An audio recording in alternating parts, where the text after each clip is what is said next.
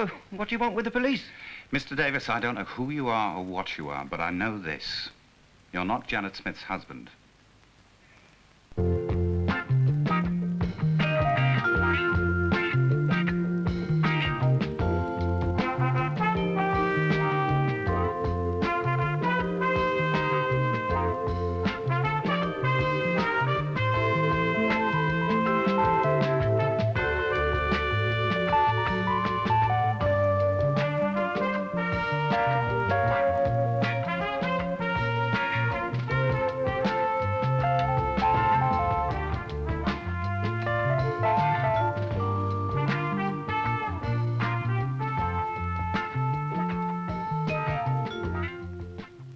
Not her husband?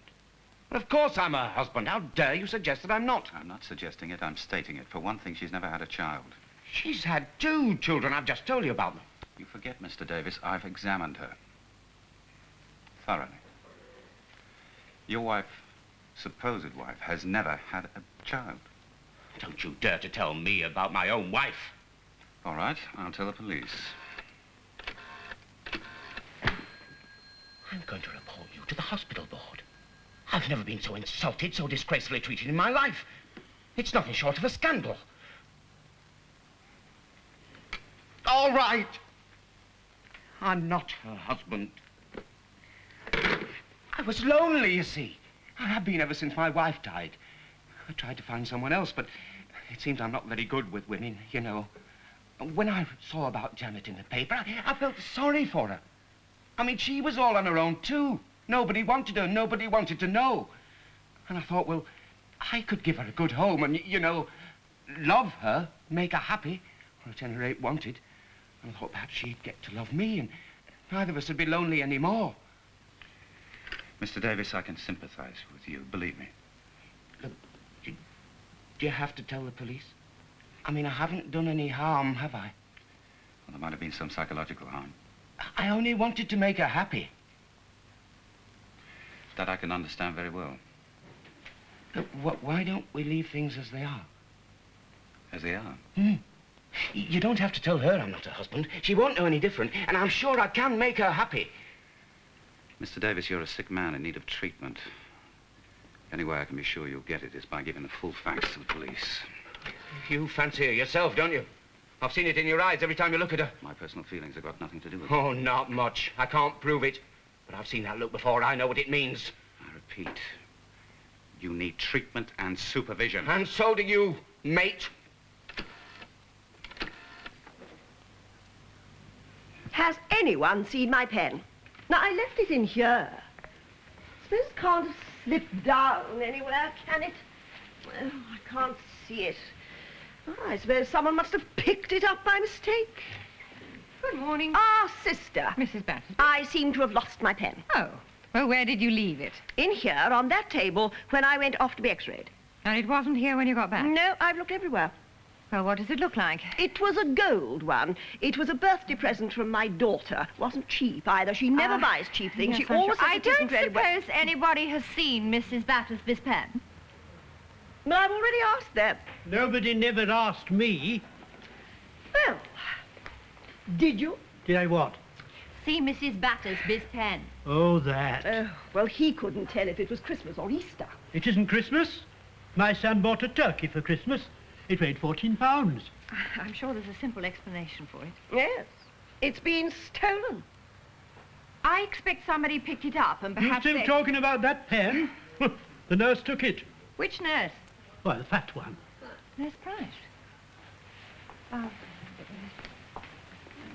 I had a cigar for Christmas.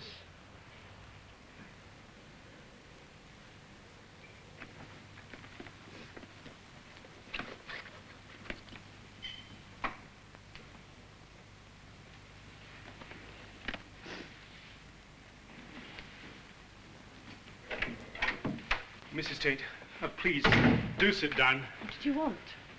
To talk to you. Urgent, you said. Mrs. Tate, do you realize the position you've put me in? What about me? Nobody thinks about me. While I'm perfectly willing to keep your secret. You promised. Nevertheless, You give me I'll your have to word. take my colleagues into my confidence. No, no one at all. If I give an opinion contrary to theirs, I have to justify that opinion. So if I say Leonard's not to have the operation, naturally they want to know why, and why I've changed my mind, and I have to tell them something. Then tell them something, anything. Except the truth. No, I'm not going to tell a lie, Mrs. Tate. You never told a lie in your life. You realise I wouldn't get away with it. You can't lie to experts on a known subject. You can't get away with it. Look, it's a secret, and you promised. It can't be a secret much longer. Why can't it? For a start, because your husband's involved. Oh, don't worry about him. I can manage him. He'll know, Mrs. Tate. He'll have to. Everyone will know. You can't stop that. Don't you see it? Oh, of course you see it. Just that you don't want to face it, that's all. Not that I blame you. I'll kill myself. On the other hand, if you decide to tell the truth, you can pick your own time and place, and everything will be in your favor. It's no good. I can't do Yes, it. I can't. You can. The difficulty lies in making up your mind. Oh.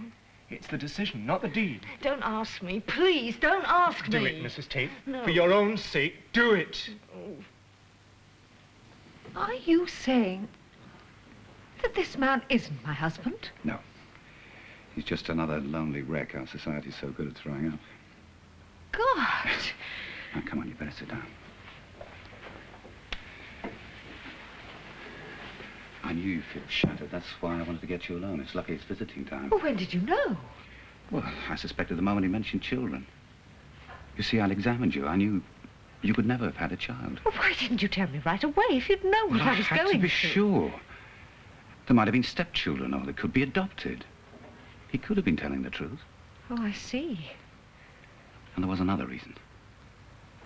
I didn't want to raise your hopes. Or mine.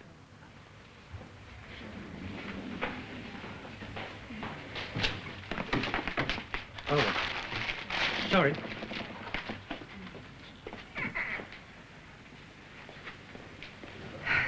Oh, nurse.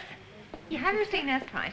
Oh, I think she went into town to do some shopping. She's not due on for half an hour. Oh, yes, of course. I should have looked at the roster. Thank you, nurse. Well, don't worry. I'm sure we'll soon have it cleared up. Well, I'm very fond of that pen. It's the only one I can write with. I'm still fond of her, of course. Is it a matter of course? I'll keep an animal for 9 years. You grow attached to it, never mind a woman. Well, that's an awful thing to say about her. It's an awful way to feel about it, but I can't pretend to feelings I haven't got. Still, there must have been a time. Yes, I know. Sometimes I find myself looking across the table and thinking, I loved you, Diana, years ago. I try to remember what it was like, but I can't. All I know is whatever we once had has been damaged beyond repair. What by? Oh, the usual thing, quarrels, bickering over nothing, selfishness, all on both sides, of course. There comes a time when the damage done to feelings is irreversible, like certain nerve damage. Do you think the fault lies mainly with her? Well, it could be in our genes or in our stars. We just brought out the worst in each other. You didn't always. Oh, no. First we worked. Oh, we had to. I couldn't afford a mouse, never mind a wife. So we didn't see much of each other, but then later. Oh, I don't know. I don't know what went wrong. Do we ever? Became absorbed in my work and... You still are. Yes, I neglected her, I suppose. As one day you'd neglect me. No. You'd come before everything. You already have. Any more reaction to Parker Brown? Finding you in my arms. Oh, the usual warnings and finger waggings. Thunder in the distance. I'm terrified of thunder. He kept on asking me to go out with him. He had this yacht and a Maserati and everything. Well, why didn't you? Oh, he was such a drip. Fabulous looking, though. If you can imagine Rock Hudson with ginger hair and glasses. Don't think I can, actually. Ah, Nurse Price. Yes, sister? Mrs. Battersby's pen. Have you seen it? Yes, I found it in the day room, put it back in her locker. Well, it's not there now. It must be. Look for yourself.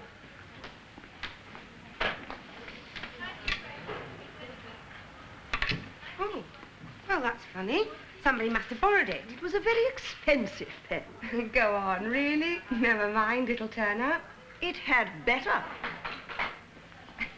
Nurse, when you've finished here, I'd like to see you for a minute. In my office.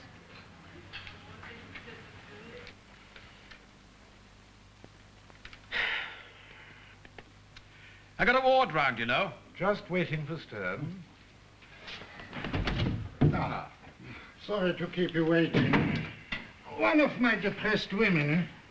They always take longer than you expect. There you are. That's the modern malady, depression. Now, one of the things I want to ask you about... I want to discuss the case of Janet Smith. And before you tell me it's not my responsibility, let me remind you that I'm also a medical administrator. And Miss Smith is causing certain administrative problems. No, administrative. Quite. So what is her condition? Is she fit enough to be discharged, Dr. Stern? Well, you can hardly call an amnesiac fit. No signs of her recovering her memory. The real trouble is that she has a wish not to remember. And that wish, though rooted in the subconscious, is also a conscious wish. She actually says she doesn't want to remember. Not in so many words, but her whole attitude and conversation point to what we call the fresh start syndrome. Well, who wouldn't like a fresh start? That's normal. My dear Martin, all neurosis and, for that matter, psychosis are normal states taken to extremes. In other words, the madman is you or I writ large. Can we get back to Janet Smith? I have a neck of femur waiting to be pinned. Also, this unwillingness to remember manifests itself in non-cooperation. She refuses to let me try narco-hypnosis, for Lots example. of people are frightened of hypnosis. Tell her she either accepts the treatment or you throw her out. Simple. A little too simple, I fear. Psychotherapy does not work very well on threats. I know. It's all done by love or mirrors or something. Love and mirrors. Dietrich, can you find her a bed in your ward? I've had to put beds up in the corridor again. The place is looking like a gypsy encampment. It always did. Anyway, I've decided to have her discharged. Oh, yes? Discharged to where? Not my problem. We don't want to hear, though. It's his trouble. All patients are trouble, Mr. Parker Brown, or they wouldn't need doctors. All right, Sigmund, spares your homilies. My name is not Sigmund, it is Dietrich. Physically, she's fit enough to be discharged, and I need that bed for a hallux valgus. For a bloody bunion. And a tricky little op it is, and you know it. The difficulty remains, where is she to be discharged to? And don't say again, it's not your problem. That's just what I am saying. This is your problem. You're the medical administrator. But if you want my suggestion, discharge her to a mental home. With respect, I think that's a disgraceful suggestion.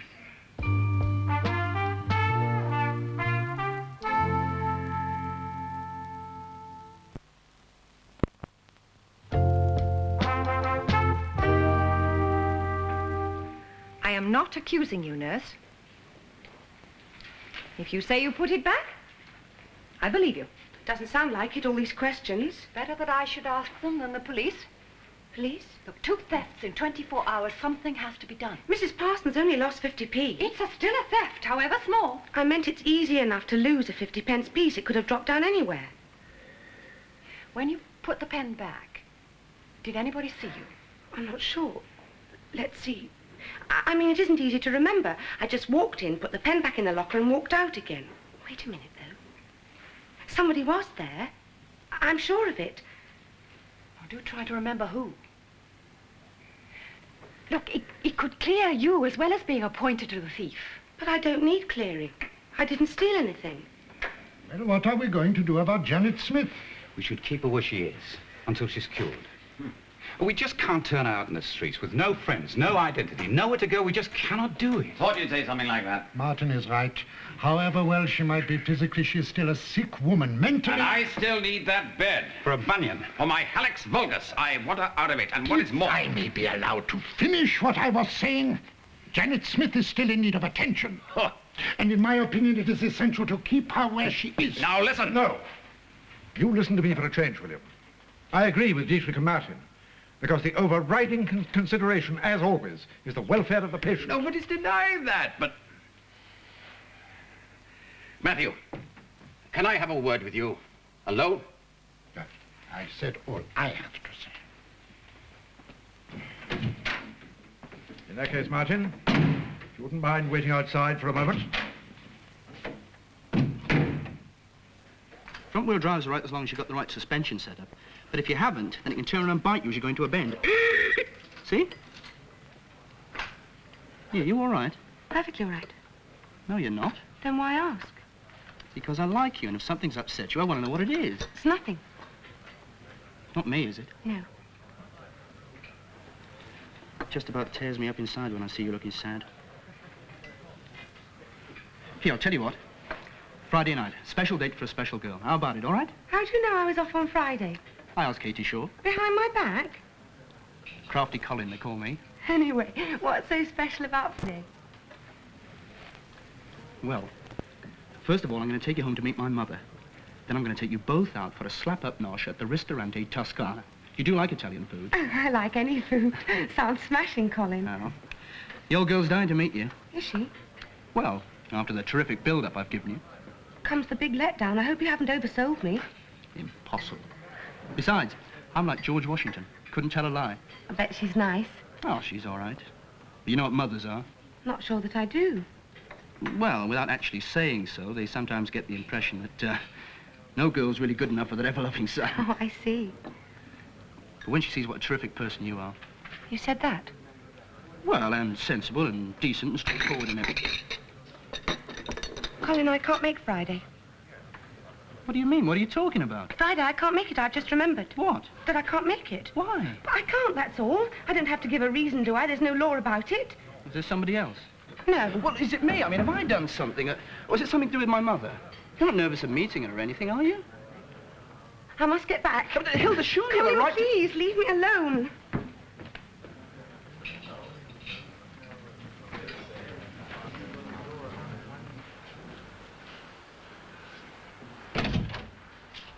Come in, please, Martin.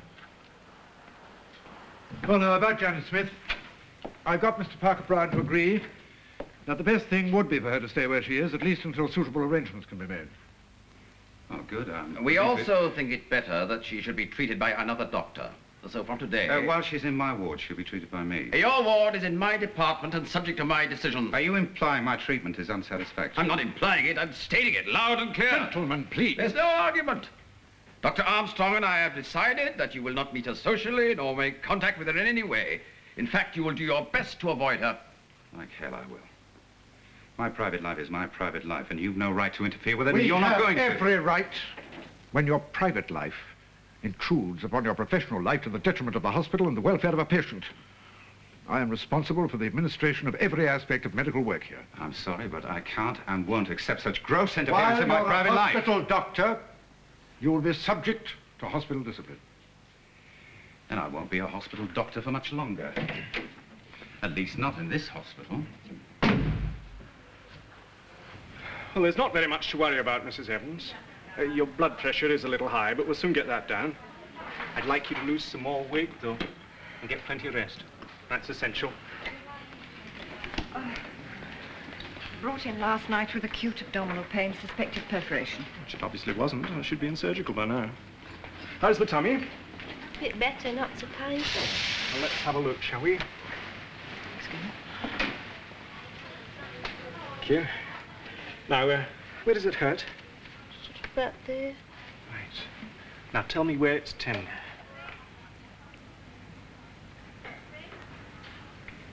Ah, yeah.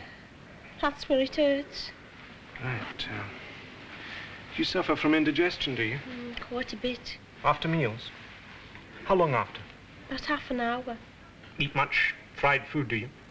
Well, I always have a piece of fried bread for my breakfast and a fried egg. And chips with lunch and dinner? Well, Mother lives with us, you see, and she cooks a lot of fried stuff.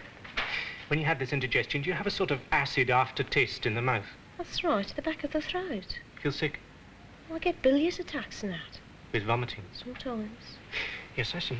Thanks. Doctor, what's wrong with me? Well, it looks like an ulcer, but I'll know for certain when I've made some tests. Oh, no. Now, don't worry. It's not only unnecessary, it's bad for the ulcer. We'll soon have it under control with proper management, right sort of diet, tablets, so on. It's not a big problem, so don't make it one. All right? Yes, thank you, thank you. Doctor, I'll get palpitations too. Yes, that's more likely to be emotional than clinical in origin. Another symptom of worry, perhaps. Well, Still. I wondered if there was anything wrong with my heart. You know, people with perfectly healthy hearts get palpitations. By itself, it's not significant. Still, I'll bear it in mind. Once again, I can only say, don't worry. Oh, he's nice, isn't he? Dr. Ridge, he's all right. He's got a nice face. He looks kind. Is he married? If he is, it's a well-kept secret. Well, if he isn't, what a waste. It's no good sighing after him, love. He's too wrapped up in his work to have time for women. And put her on a 1,000-calorie diet for a couple of weeks. Miss Graham? Duodenal ulcer, I suspect. Well, you want her on a gastric diet? Yes, and get a barium meal going with. And, yes, I'd better write her down for some mist, mag, thistle, TDS. Can I help you, Dr. Whitworth? Hello, sister. I was wondering where you put Mrs. Dawson. Mrs. Dorth? I sent her over this morning from Gynae with deep vein thrombosis. Oh, yes, of course. She's over there, the second bed on the left. Oh, thank you. Has anyone seen her yet? Dr. Ridge will be seeing her in a few minutes. I don't think we've met. Oh, I'm sorry. Dr. Whitworth, our new gynae husband, Dr. Ridge. It's me. Dr. Ridge is wanted in Dr. Armstrong's office. No, I'm sorry. Well, I'll see your patient as soon as I'm free. Thank you. Now that I'm here, I might as well see her, if you don't mind. Yes, of course, I'll show you. Thank you. But I don't understand what all the mystery is about. Wait and you'll see. Patience never was your strong suit. And telling the truth's never been yours. Any lies I've told have been for Leonard's sake. Not for yours, of course. Please, let's keep to the point. If there is one, which I'm beginning to doubt. Come in. Dr. Ridge, I've thought about your advice and I've decided to take it. Good for you. What advice? The only thing is, I felt I couldn't talk in front of that Mr. Parker Brown. He puts me off. I'm sure he doesn't mean to, Mrs. Tate. It's just that he has a rather unfortunate manner sometimes. I'd say he gets impatient. Can you wonder? It's not very easy to talk always. You've never found it difficult before. Now, please. I know what she's trying to say, and believe me, it isn't easy. Nothing's easy, I'll tell you. Just a moment, please. You take your time, Mrs. Tate. We're at your disposal.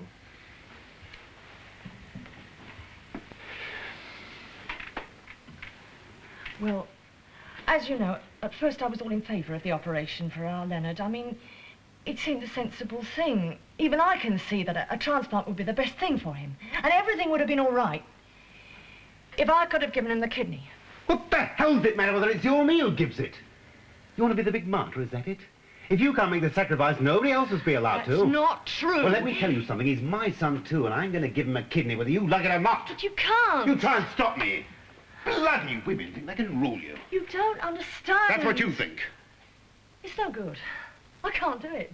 I just can't go on. He makes everything impossible. Oh, I knew it'd have been me. Funny, it always is. If our Mabel's rabbits die, it's me.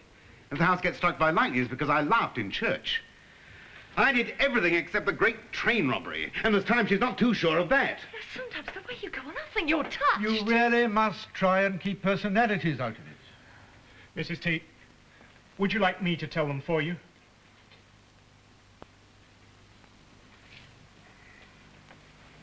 You see, the real trouble is, Mr. Tate is not Leonard's father.